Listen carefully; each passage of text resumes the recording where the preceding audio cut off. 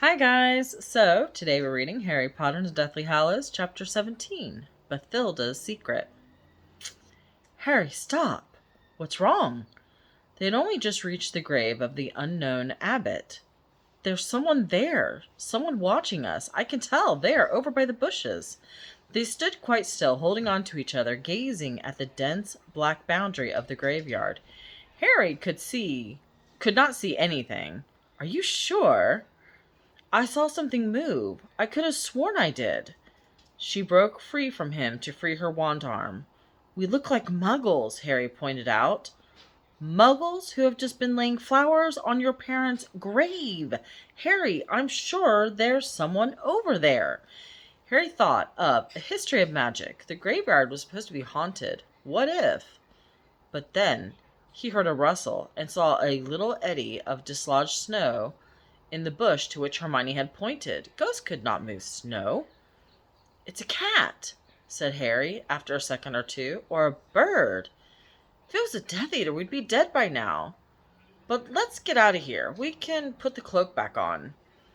They glanced back repeatedly as they made their way out of the graveyard. Harry, who did not feel as sanguine as he had pretended when he reassured Hermione, was glad to have reached the gate and the slippery pavement. They pulled the invisibility cloak back over themselves. The pub was fuller than before. Many voices inside it were now singing the carol that they had heard as they approached the church. For a moment, Harry considered suggesting they take refuge inside it. But before they could say anything, Hermione murmured, "Let's go this way." She pulled him down the dark street leading out of the village into the opposite direction from which Harry had entered. Harry could make out the point where the cottages ended and the lane turned into an open country again. They walked as quickly as they dared, past more windows sparkling with multicolored lights, the outlines of Christmas trees dark through the curtains. "How are we going to find Bathilda's house?" asked Hermione, who was shivering a little and kept glancing back over her shoulder. "Harry, what do you think? Harry?" She tugged his arm, but Harry was not paying attention. He was looking towards the dark mass that stood at the very end of the row of houses. The next moment he had sped up, dragging Hermione along with him. She slipped a little on the ice. "Harry!" Look at it, Hermione." "I don't—" "Oh." He could see it. The Fidelius charm must have died with Lily and James. The hedge had grown wild in the 16 years since Hagrid had taken Harry from the rubble that lay scattered amongst the waist-high grass. Most of the cottage was still standing, though entirely covered in dark ivy and snow, but the right side of the top floor had been blown apart. That, Harry was sure, was where the curse had backfired. He and Hermione stood at the gate, gazing up at the wreck of what must have once been a cottage just like those that flanked it.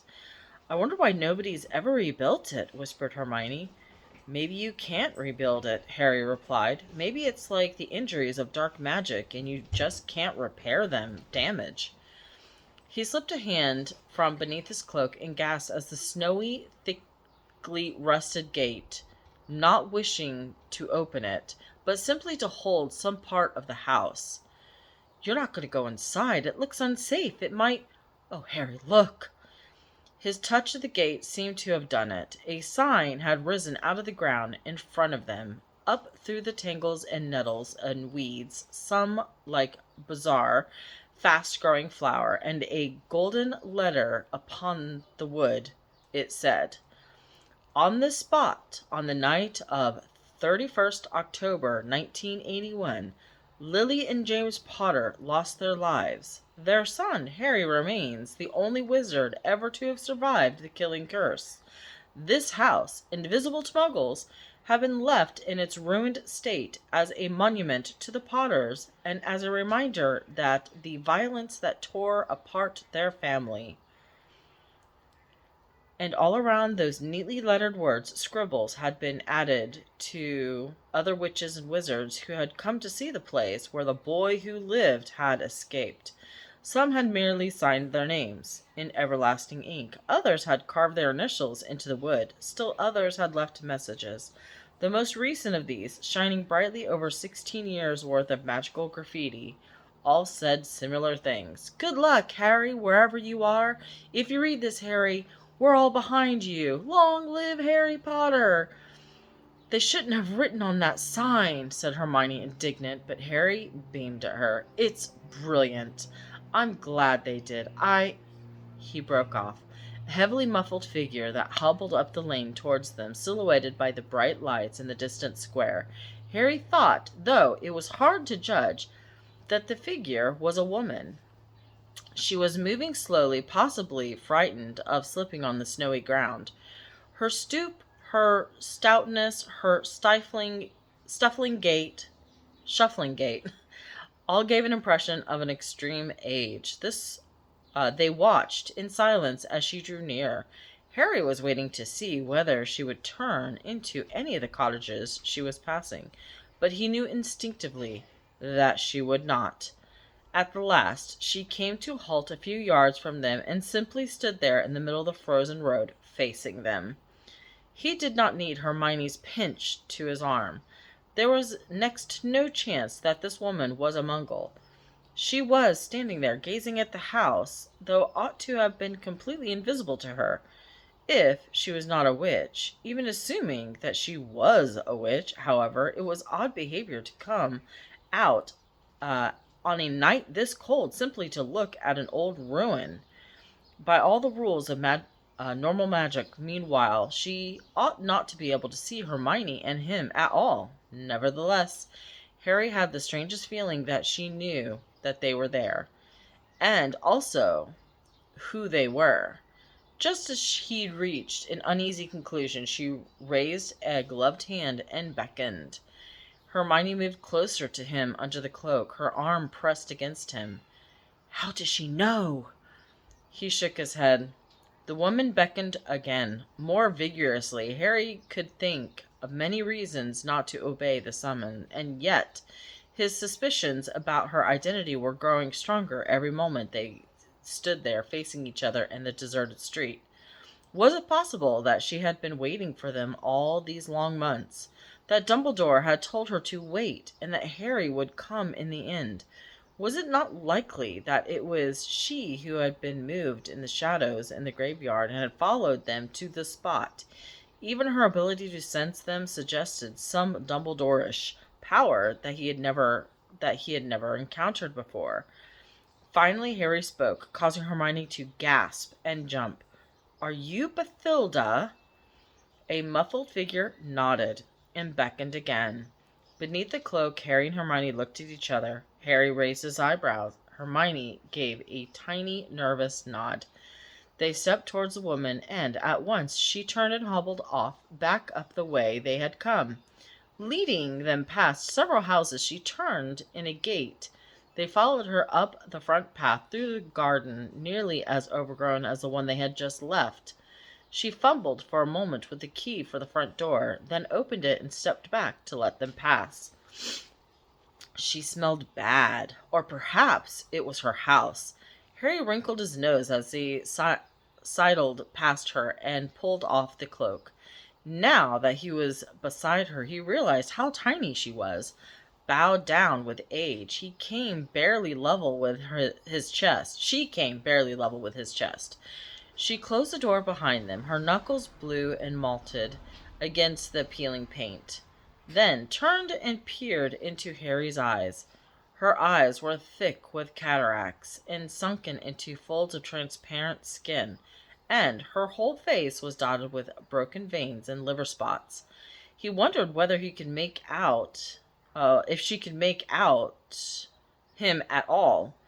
Even if she could, it was the balding Muggle whose identity he had stolen that she would see. The odor of old age, of dust and unwashed clothes and stale food intensified as she unwound a moth-eaten black shawl, revealing a head of scant white hair through which the scalp showed clearly. "Bathilda," Harry repeated. She nodded again. Harry became aware that the locket against his skin, the thing inside it, sometimes ticked or beat, had been awoken. He could feel it pulsing through the cold gold. Did it know? Could it sense that the thing that would destroy it was near? Bathilda shuffled past, pushing Hermione aside as though she had not been there, had not seen her, and vanished into what seemed to be a sitting room. Harry, I'm not sure about this, breathed Hermione. Look at her size. I think we can overpower her if we had to, said Harry.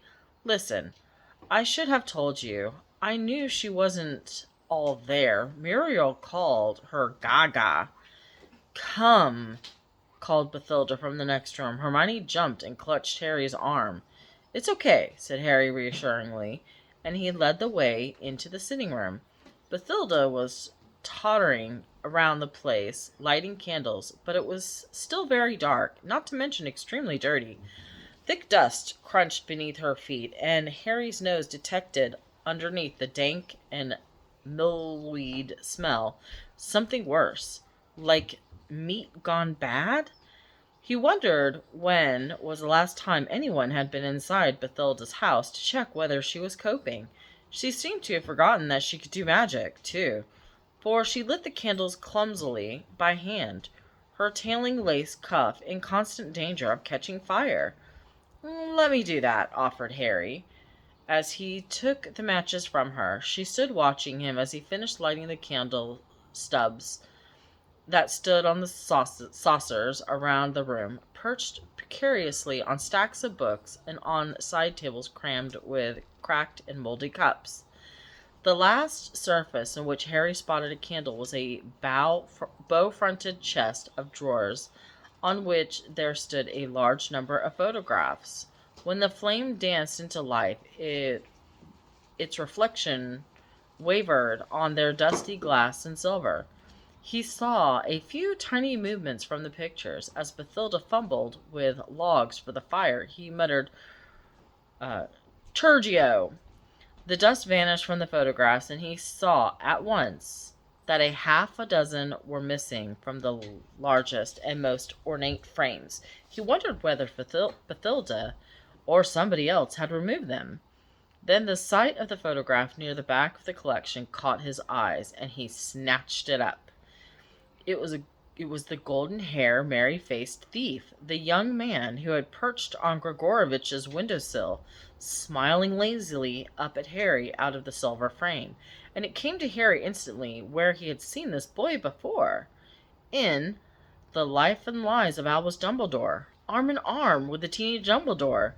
And that must be where all the missing photographs were, in Rita's book. Miss Bagshot, he said. His voice shook slightly. Who is this? Bathilda was standing in the middle of the room, watching Hermione light the fire for her. Miss Bagshot, Harry repeated, and he advanced with the picture in his hands as flames burst into life at the fireplace. Bathilda looked up at his voice, and the Horcrux beat faster upon his chest. Who is this person? Harry asked her, pushing the picture forward. She peered at it solemnly, then up at Harry. Do you know who this is? He repeated to her much slower and louder voice than usual. This man, do you know him? What's he called? Bathilda merely looked vague. Harry felt an awful frustration. How had Rita Skeeter unlocked Bathilda's memories? Who is this man? He said loudly. Harry, what are you doing? Asked Hermione. This picture, Hermione, it's the thief who stole from Grigorovich. Please, he said to Bathilda, who is this? But she only stared at him. Why did you ask me to come with you, Miss Bagshot? Asked Hermione, raising her own voice. Was there something you wanted to tell us? Giving no sign as she had heard Hermione, Bathilda now shuffled a few steps closer to Harry. With a little jerk of her head, she looked back into the hall. You want us to leave? He asked. She repeated the gesture and this time pointed firstly at him, then at herself, then at the ceiling. Oh, right. Hermione, I think she wants me to go upstairs with her. All right, said Hermione, let's go.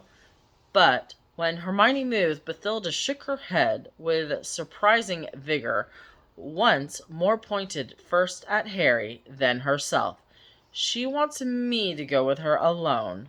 Why? Asked Hermione, and her voice rang out sharp and clear in the candlelit room.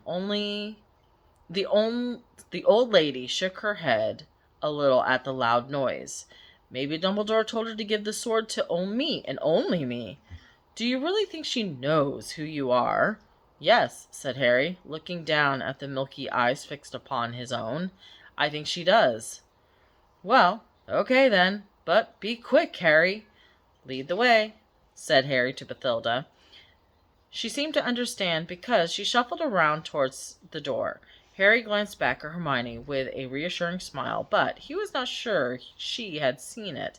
She stood hugging herself in the middle of the candlelit squalor, looking around towards the bookcase. As Harry walked out of the room, unseen by both Hermione and Bathilda, he slipped the silver-framed photograph of the unknown thief inside his jacket. The stairs were steep and narrow. Harry was half tempted to place his hands on Bathilda's backside to ensure that she did not topple over backwards on top of him, which seemed only too likely. Slowly wheezing a little, she climbed up the upper landing, turned immediately right, and led him into a low-ceilinged room. It was pitch black and smelled horrible. Harry had just made out a chamber pot protruding from under the bed before Bathilda closed the door, and even that was swallowed by the darkness. Lumos! Said Harry, with his wand ignited. He gave a start. Bathilda had moved close to him in those few seconds of darkness, and he had not heard her approach. You are Potter? She whispered. Yes, I am. She nodded slowly, solemnly. Harry felt the Horcrux beating faster, faster than his own heart. It was an unpleasant, agitating sensation. Have you got anything for me? Harry asked, but she seemed distracted by his lit wand tip. Have you got anything for me? He repeated. Then she moved closer, her eyes. Several things had happened at once. Harry's scar prickled painfully. The Horcrux twitched so that the front of the sweater actually moved. A dark, fetid room dissolved momentarily. He felt a leap of joy and spoke in a high, cold voice. Hold him! Harry swayed where he stood. The dark, foul-smelling room seemed to close around him again. He did not know what had just happened. Have you got anything for me? He asked for the third time, much louder. Over here, she whispered. Pointing to the corner, Harry raised his wand and saw the outline of cluttered dressing table beneath the curtained window. This time she did not lead him. Harry edged between her and the unmade bed, his wand raised. He did not want to look away from her. What is it? He asked as he reached the dressing table, which was heaping high with what looked and smelt like dirty laundry. There, she said, pointing at the shapeless mass, and in an instant he looked away. His eyes raked the tangled mass for the sword hilt, a ruby. She moved weirdly. He saw it out of the corner of his eye. Panic made him turn. Horror paralyzed him as he saw the old body collapsing and the great snake protruding, pouring from the place where her neck had been. The snake struck as he raised his wand. The force of the bite to his forearm sent his wand spinning up towards the ceiling. Its light swung dizzling around the room and extinguished. Then a powerful blow from the tail of his midriff knocked the breath from out of him. He fell backwards into the dressing table, into the mount of filthy clothing. He rolled sideways, narrowly avoiding the snake's tail, which thrashed down upon the table where he had been a second earlier.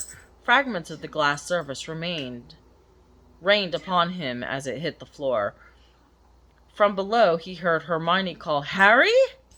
He could not get enough breath into his lungs to call back. Then a heavy, smooth mass smashed him into the floor, and he felt it slide over him, powerful, muscular. "No!" he gasped, pinned to the floor. "Yes," whispered the voice. "Yes. Hold you, hold you. Accio, Accio wand!" But nothing happened, and he needed his hands to try to force the snake from him as it coiled itself around its torso, squeezing the air from him, pressing the Horcrux hard into his chest, a circle of ice that throbbed with life, inches from his own frantic heart. And his brain was flooded with cold white light, as thought obliterated, this own breath drowned, distant footsteps, everything going. A mental heart was banging outside of his chest. And now he was flying, flying with triumph in his heart, without need of broomstick or thestral. He was abruptly awake in a sour-smelling darkness. Nagini had released him. He scrambled up, saw the snake outlined against the landing light. It struck, and Hermione dived aside with a shriek. Her deflected curse hit the curtained window, which shattered. Frozen air filled the room as Harry ducked to avoid another shower of broken glass, and his foot slipped on a pencil-like something. His wand?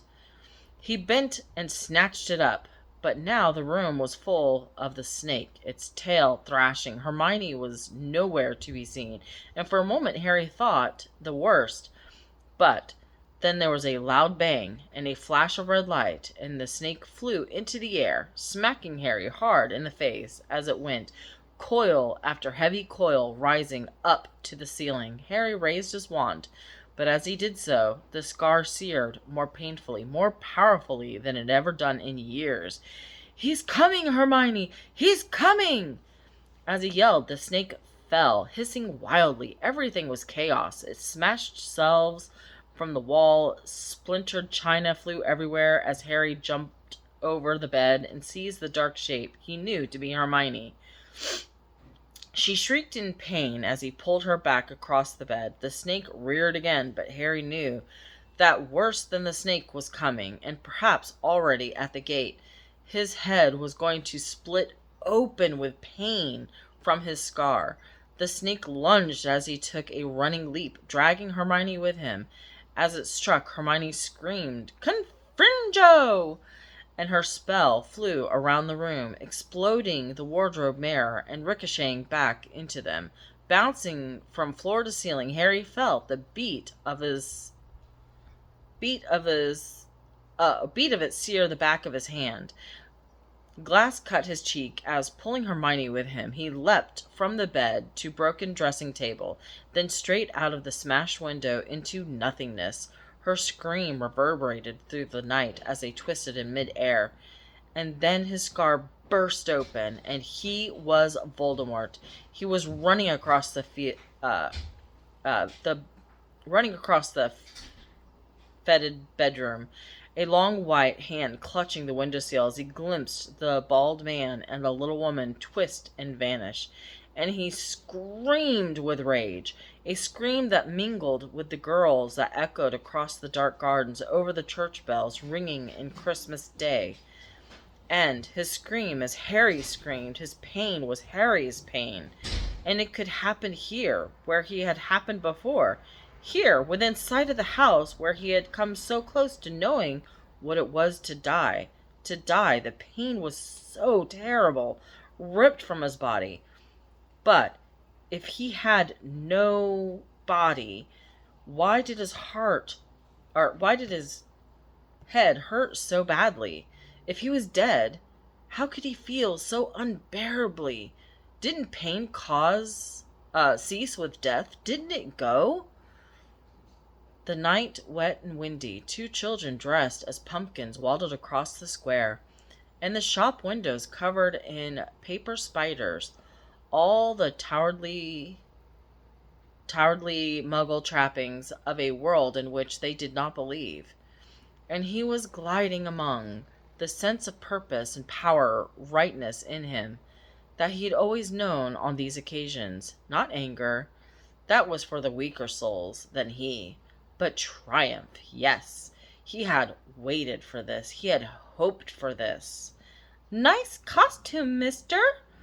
He saw a small boy smile falter as he ran near enough to see beneath the hood of the cloak, saw the fear cloud his painted face. Then the child turned and ran away. Beneath the robe he fingered the handle of the wand. One simple movement, and the child would never reach his mother. But unnecessary. Quite unnecessary. And along a new and darker street he moved, and now his destination was in sight at last. The Fidelius charm broken, though he did not know it yet, and he made less noise than the dead leaves slithering along the pavement as he drew level with the dark hedge and stared over it. They had not drawn the curtains.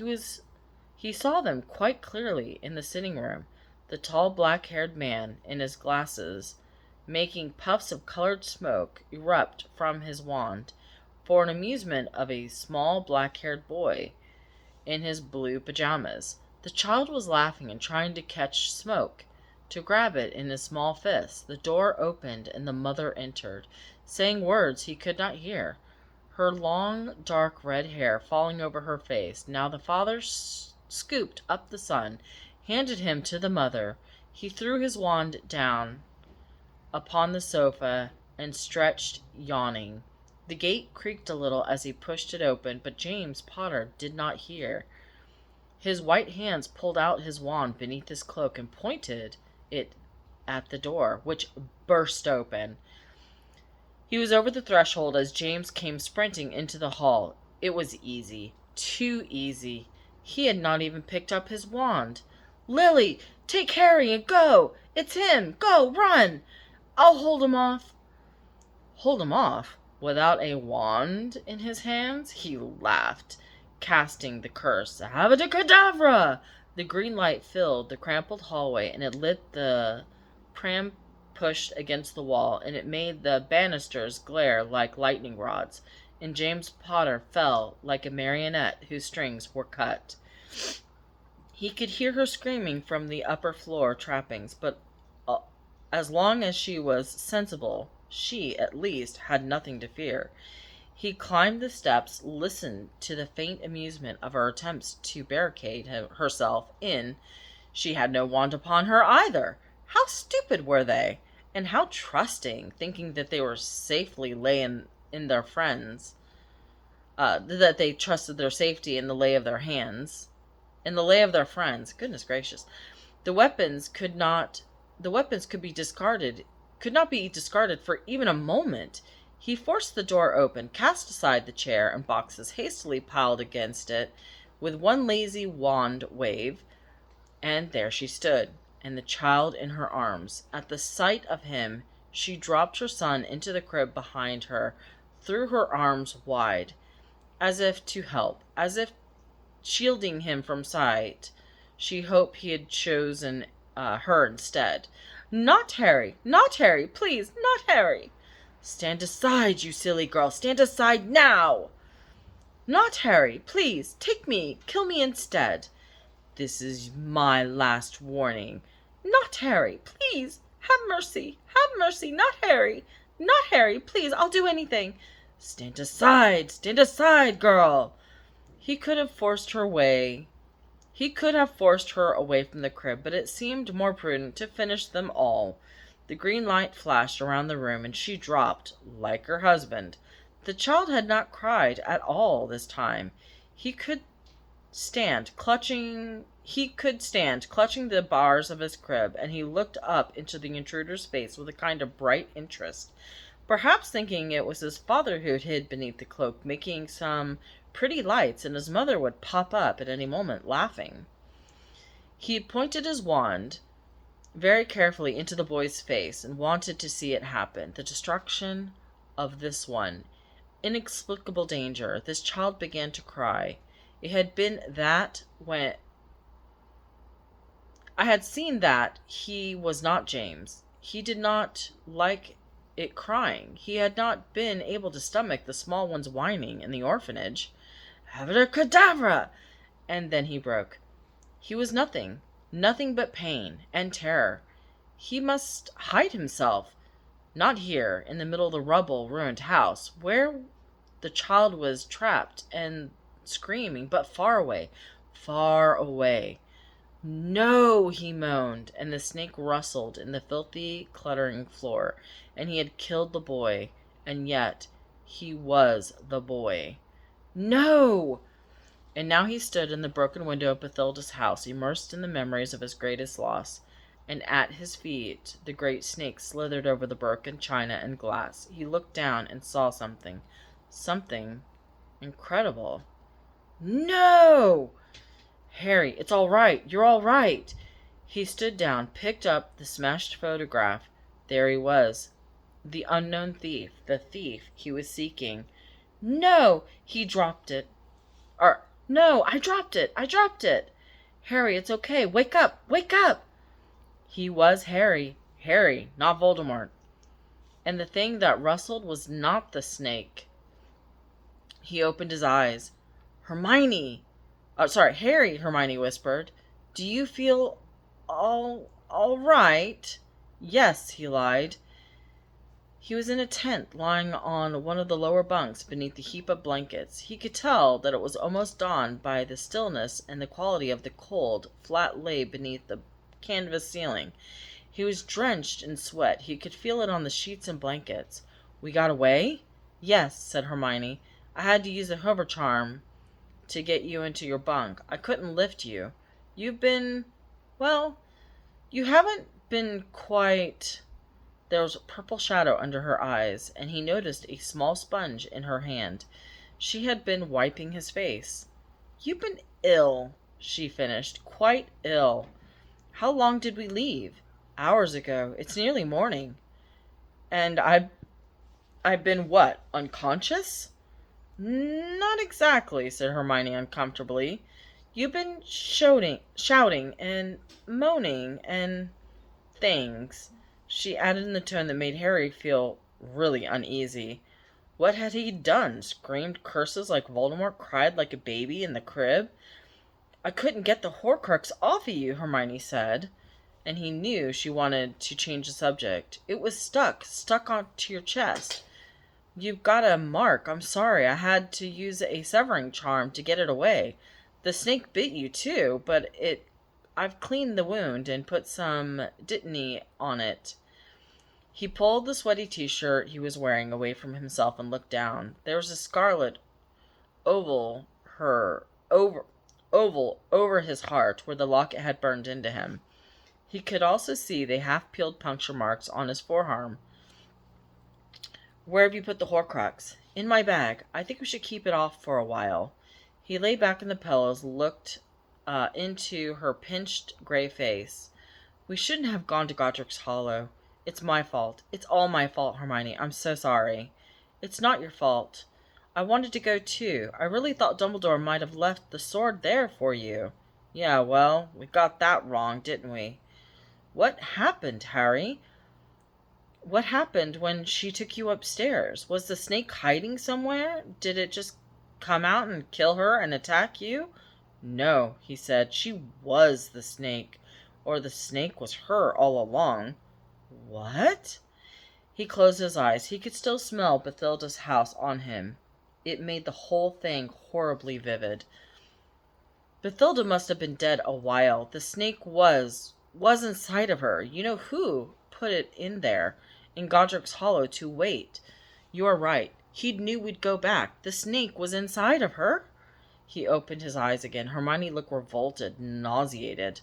Lupin said there would be magic we'd never imagined, Harry said. She didn't want to talk in front of you because it was in Parseltongue, all Parseltongue, and I didn't realize, but of course I could understand her. Once we were up in the room, the snake sent a message to you-know-who. I heard it happen inside my head. I felt him get excited. He said to keep me there, and then... He remembered the snake coming out of Bathilda's neck. Hermione did not need to know the details. She changed into the snake and attacked. He looked down at the puncture marks. It wasn't supposed to kill me, just keep me there till you-know-who came. If only he had managed to kill the snake, it would have been worth it. all of it. Sick at his heart, he stood up, threw back the covers. Harry, no, I'm sure you ought to rest. You're the one who needs sleep. No offense, but you look terrible. I'm fine. I'll keep watch for a while. Where's my wand? She did not answer, but merely looked at him. Where's my wand, Hermione? She was biting her lip and tears swam in her eyes. Harry, where's my wand? She reached down beside the bed and held it out to him. The holly and phoenix wand was nearly severed into two pieces. The fragile strand of phoenix feather kept both pieces hanging together. The wood had splintered apart completely. Harry took it into his hands as though it was a living thing and had suffered a terrible injury. He could not think properly. Everything was a blur of panic and fear. Then he held out the wand to Hermione. Mend it, please. Harry, I don't think... When it's broken like this... Please, Hermione, try. Reparo! The dangling half of the wand resealed itself. Harry held it up. Lumos! The wand sparked feebly, then went out. Harry pointed it at Hermione. Expelliarmus! Harry's wand gave a small jerk, but it did not leave her hand. The feeble attempt of magic was too much for Harry's wand, which split it into two again. He stared at it, aghast, unable to take in what he was seeing. The wand that had survived so much. Harry, Hermione whispered so quietly he could hardly hear her. I'm so sorry. I think it was me. I think as we were leaving, you know who the snake was coming for us? And so I cast a blasting curse and it rebounded everywhere and it must have hit. It was an accident, said Harry mechanically. He felt empty, stunned. We'll find a way to repair it. Harry, I don't think we're going to be able to, said Hermione, the tears trickling down her face. Remember Ron when he broke his wand, crashing the car? It was never the same again. He had to get a new one. Harry thought about Ollivander, kidnapped and held hostage by Voldemort and Gregorovitch, who was dead. How was he supposed to find himself a new wand? Well, he said in a falsely matter-of-fact voice, well, I'll just have to borrow yours for now, then, while I keep watch. Her face glazed with tears. Hermione handed over her wand, and he left her sitting beside his bed, desiring nothing more than to get away from her. Aww. Good night, guys.